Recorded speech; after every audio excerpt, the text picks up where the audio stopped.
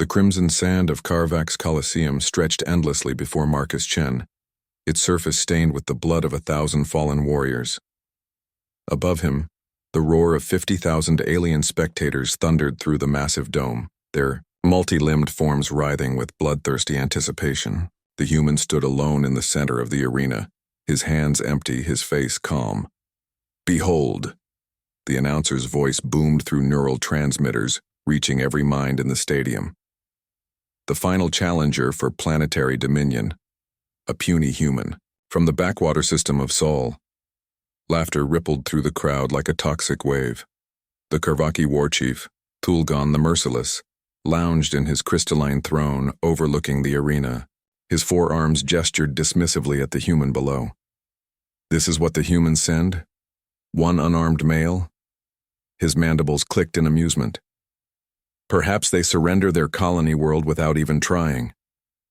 Marcus had volunteered for this moment. When the Karvaki Dominion had issued their ancient challenge, single combat for planetary ownership, Earth's military had scrambled to send their best. Enhanced super soldiers, cybernetic warriors, weapons specialists. But Marcus Chen, a simple xenoanthropologist from the University of Mars, had stepped forward instead. "I know how they think," he had told the bewildered generals. "Trust me." Now, as the arena's massive gates groaned open, Marcus understood why his colleagues had called him insane. The Karvaki champion emerged, a 12-foot behemoth of chitinous armor and razor-sharp claws. Karthak the Bone Crusher had never lost a duel. His trophy belt rattled with the skulls of 67 defeated opponents. The crowd's roar intensified as Karthak raised his forearms, each ending in claws that could slice through starship hull plating. He had requested no weapons. His natural arsenal was more than sufficient to reduce this soft-skinned human to ribbons. "Human." Karthak's voice was like grinding stone. "Your death will be swift. I honor brave fools." Marcus nodded respectfully. "I appreciate that, Karthak. But before we begin, might I ask you something?" The champion paused, tilting, his massive head. In 1,000 battles, no opponent had ever requested conversation. "Speak quickly, little meat. In your culture, what defines a true warrior?" Karthak's compound eyes gleamed. "Strength, honor, the will to die rather than submit. And who, among your people, is considered the greatest warrior?" "Thulgon the Merciless, of course. He has conquered 17 worlds." Marcus smiled. 17 worlds of opponents who fought with weapons, with armies, with everything they had. Tell me, Karthak, what honor is there in defeating someone who never stood a chance? What glory comes from crushing those weaker than yourself? The champion's claws twitched. Around the arena, the crowd's roar began to fade as they strained to hear the human's words. "I came here unarmed not because I am weak," Marcus continued, his voice carrying across the sand, "but because I wanted to offer your greatest warrior something he has never had.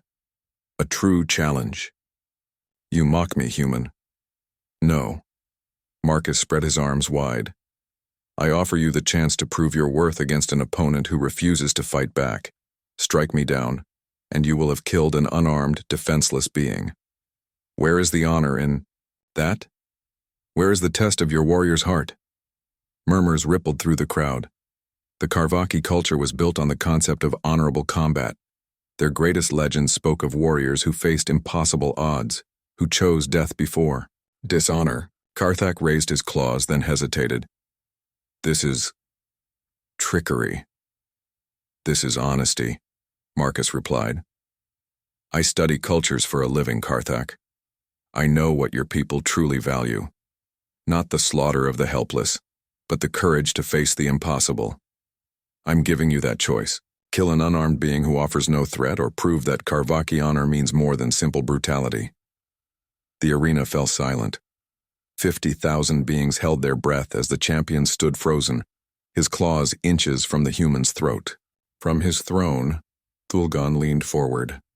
This was not how the challenge was supposed to proceed.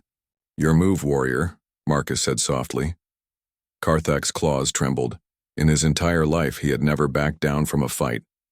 But this human wasn't fighting. He was offering something far more dangerous. A choice. Slowly, Karthak lowered his arms.